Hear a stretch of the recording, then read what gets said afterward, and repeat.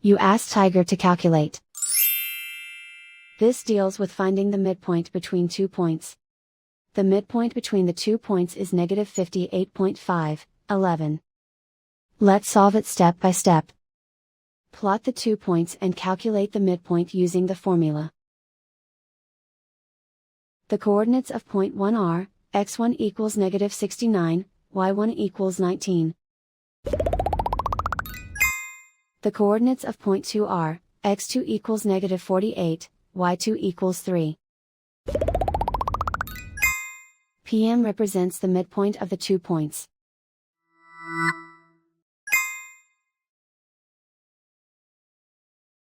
Use the x values in the midpoint formula to find the midpoints x. x1 equals negative 69. x2 equals negative 48. Simplify the arithmetic.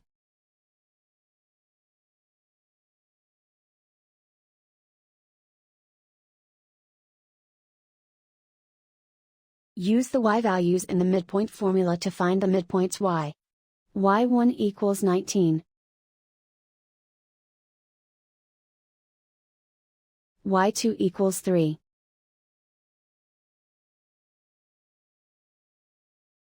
Simplify the arithmetic.